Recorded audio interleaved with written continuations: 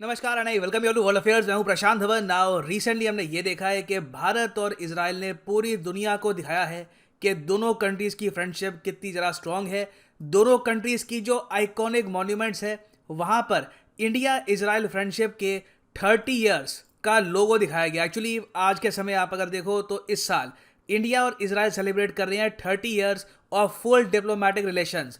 और इसको सेलिब्रेट करने के लिए जो भी इंपॉर्टेंट आपको आइकॉनिक मॉन्यूमेंट दिखेगी इन इंडिया, इंपॉर्टेंट बिल्डिंग्स दिखेगी, वहां पर इस तरीके से इंडिया इजराइल का जो झंडा है उसकी लाइटिंग कर दी गई है। और ये जो पर्टिकुलर लोगो है ना, ये आपको दिखेगा। फॉर एग्जाम्पल यहां पर आप देख पाओगे, ये है इजराइल की बहुत ही famous UNESCO world heritage site. और यहां पर क्या लिखा है देवनागरी में, भारत इजराइल मित्रता के 30 वर्ष। और बाय द वे जो ये साइट है इसका नाम है मसादा फोर्ट्रेस। एक बहुत ही एंशिएंट फोर्टिफिकेशन है। जेरूसलम के बाद इजराइल की सबसे ज्यादा अट्रैक्टिव टूरिस्ट डेस्टिनेशन है। ये बहुत ही सुंदर एरिया है, डेड सी के बिल्कुल 20 किलोमीटर दूर है। और इसकी एक बहुत ही क्लोज रिलीजियस सिग्निफिकेंस भी है जुदाइज्म, इस्लाम और क्रिश्चियनिटी से। तो यहाँ पर इस तरीके से भारत और इजराइल का जो झंडा है ये यहाँ पर डिस्प्ले किया गया। इवन तेल अवीव और जेरूसलम में आप देखोगे बहुत सी बिल्डिंग्स हैं, वहां पे लाइट शो हुआ है जहां पे इंडिया इजराइल के जो झंडे हैं वो हर जगह दिखाई दिए ना। जो ये लोगो है ये क्यों चूज किया गया है, इंडिया इजराइल किस तरीके से जो ये 30 इयर्स ऑफ फ्रेंडशिप है कैसे सेलिब्रेट करेंगे, डिस्कस करेंगे इस टॉपिक को। काफी कुछ आपको जानने को मिलेगा। मगर आगे बढ़ने से पहले आपसे पूछूंगा क्वेश्चन। आपको ये बताना है कि वो कौन सा देश है दुनिया में जो सबसे बड़ा आर्म्स बायर है इजराइल का, मतलब कि सबसे ज्यादा इजरायली मिलिट्री इक्विपमेंट खरीदने वाला कंट्री कौन सा है? यूएसए, इंडिया, अजरबैजान या फिर टर्की? कमेंट सेक्शन में करिए उत्तर। सही आंसर मैं आपको दूंगा वीडियो के एंड में। ओके, तो जो आपने अभी लोगो देखा था इजराइल की यूनेस्को वर्ल्ड हेरिटेज साइट्स पर, इंडिया की यूनेस्को वर्ल्ड हेरिटेज साइट्स पर, ये लोगो आपके सामने है। बहुत ही स्पेशल लोगो है। इंडिया और इजराइल की सरकारों ने ये लोगो मिलकर तैयार किया है on the 30th anniversary of their diplomatic relations. अब इस लोगो में रिलीजियस और कल्चरल सिग्निफिकेंस भी आपको साफ साफ दिखेगी। फॉर एग्जाम्पल यहां पर आप देख पाओगे ये है स्टार ऑफ डेविड। जुदाइज्म में आपको पता होगा स्टार ऑफ डेविड बहुत ही इंपॉर्टेंट है, उनका मेन रिलीजियस सिंबल आप कह सकते हैं ये है। उसके अलावा इंडिया की तरफ से अशोक चक्र यहां पे आपको दिख जाएगा जो इंडिया के फ्लैग के बीचों बीच आपको मिलेगा। और ये जो नंबर है 30, ये सिग्निफाई करता है 30 years of diplomatic relations between India and Israel. और यहां पर आप पूछेंगे मगर 30 इयर्स, इंडिया ने तो इसराइल को रिकॉग्नाइज कर लिया था 1950 में ना, तो अभी हम 30th एनिवर्सरी क्यों मना रहे हैं? देखो, इंडिया इजराइल के रिलेशंस बहुत ही कॉम्प्लिकेटेड रहे हैं।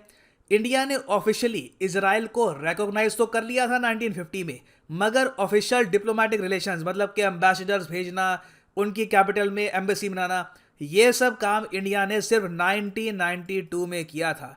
उसके पहले आप कह लीजिए इंडिया में एक डर था कि इजराइल के साथ अगर हम खुल के रिलेशंस इंप्रूव करेंगे तो जो वेस्ट एशियन कंट्रीज हैं, for example Saudi Arabia, Oman, ये सब कंट्रीज बुरा मान जाएगी और हमारे बिजनेस को इससे काफी इंपैक्ट होगा। क्योंकि हिस्टोरिकली आप अगर देखो तो बहुत सारे इंडियंस यहाँ पे काम करने के लिए जाते थे, हम यहाँ से ऑयल परचेज करते थे। मगर दुनिया पिछले 30 सालों में अब इतनी बदल चुकी है कि इंडिया छोड़ो वेस्टर्न एशियन कंट्रीज खुद ही काफी हद तक प्रो इजराइल हो चुकी है। रिसेंटली आपको पता होगा एक वेस्ट एशियन क्वाड भी बनाया गया जहां पर यूएस है, यूनाइटेड अरब एमिरेट्स है, इजराइल है और इंडिया है। तो इंटरनेशनल रिलेशंस पिछले 30 सालों में ड्रामेटिकली चेंज हुए हैं। इसका काफी फायदा मिला है इंडिया को। इंडिया ओपनली यहां पर कह सकता है कि Israel is one of the फ्रेंडलीस्ट countries India has. और जो आज डेट है 29 जनवरी, ये बहुत ही खास है क्योंकि 29 जनवरी 1992 को ही इंडिया ने ऑफिशियली डिप्लोमेटिक रिलेशंस एस्टैब्लिश कर दिए थे with the country of Israel. और ये जो साल है 2022, ये इंडिया और इजराइल के लिए इंडिविजुअल पर्सपेक्टिव से भी काफी इंपॉर्टेंट है।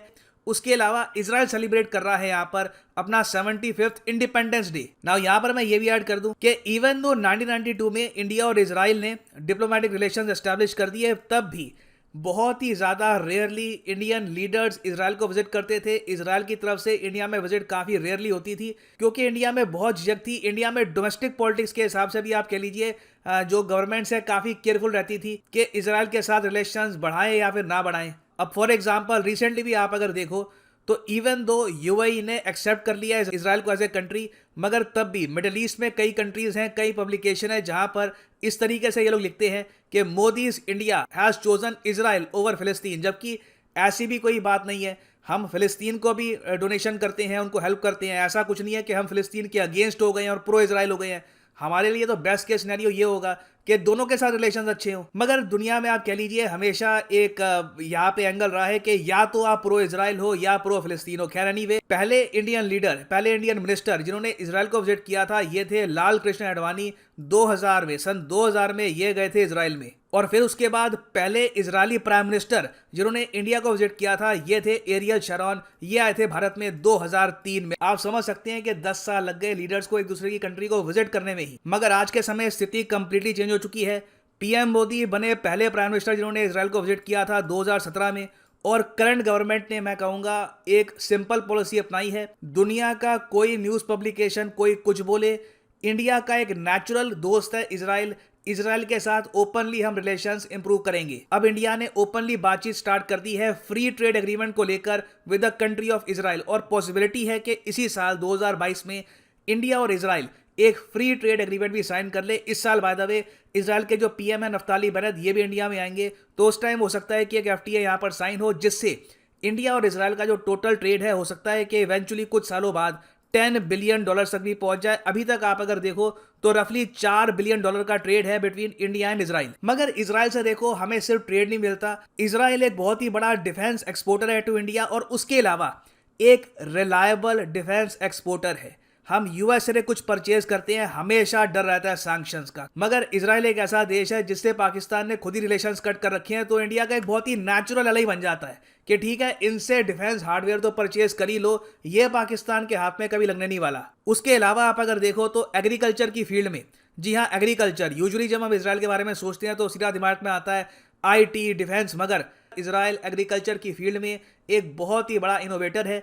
रिसेंटली इजराइल ने यह कहा है कि ये लोग हेल्प करेंगे कि इंडिया में जो 150 गांव हैं इनको कन्वर्ट किया जाए टू विलेजेस ऑफ एक्सीलेंस। अब यहाँ पे आप कहोगे मगर ये कैसे होगा? इसमें क्या किया जाएगा कि इजराइल की एक बहुत ही बड़ी एजेंसी है मशाव के नाम से, ये भारत में भेजेगी अपने एक्सपर्ट्स, और इंडिया में टोटल 1.2 लाख जो फार्मर्स हैं इनको इजराइल ट्रेनिंग देगा कि कैसे 25 मिलियन क्वालिटी वेजिटेबल सीडलिंग्स और 387,000 quality fruit plants India produce कर सकता है वेरी इजीली। इसका मतलब बेसिकली ये है कि अपने एक्सपोर्ट्स बढ़ाने के लिए इंडिया किस तरीके से अपने जो फ्रूट्स हैं, अपने जो वेजिटेबल्स हैं, इनकी क्वालिटी इंप्रूव कर सकता है। क्योंकि क्या है कि इंटरनेशनल मार्केट में ना, स्पेशली यूरोप में, काफ़ी जगह सर्टन टाइप के स्टैंडर्ड्स हैं, वो एक्सपेक्ट करते हैं तभी वो सब्जियां या फिर फ्रूट्स इंपोर्ट करते हैं किसी कंट्री से। तो उन स्टैंडर्ड्स को मीट करने में इजराइल हेल्प कर सकता है इंडिया की।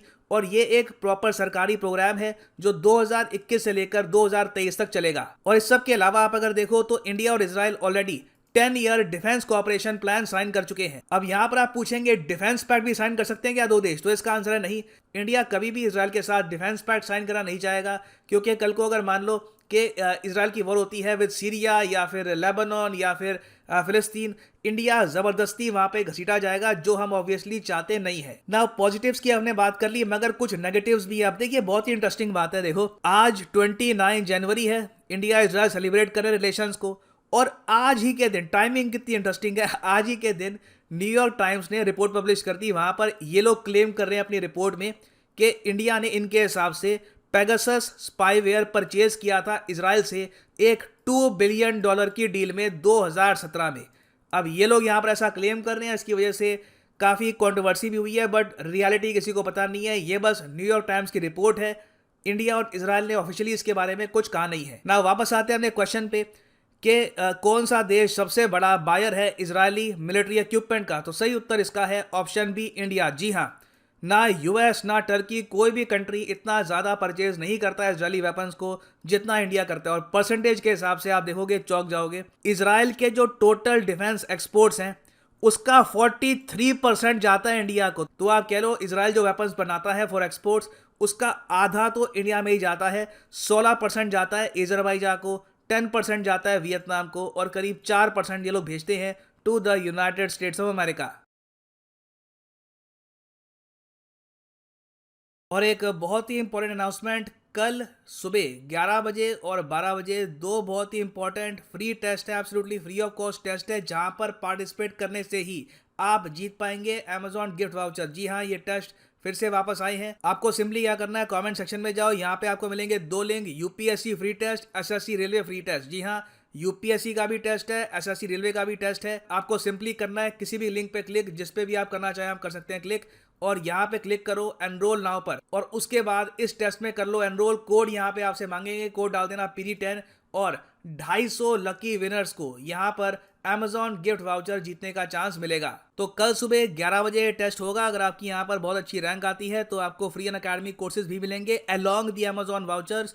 तो याद रखिएगा 11 बजे है यूपीएससी का टेस्ट। आप बस यहाँ पे एनरोल कर लो, जब टेस्ट स्टार्ट होगा उससे पहले वैसे ही आपको ईमेल और फोन पे नोटिफिकेशन आ जाएगी कि टेस्ट स्टार्ट होने वाला है।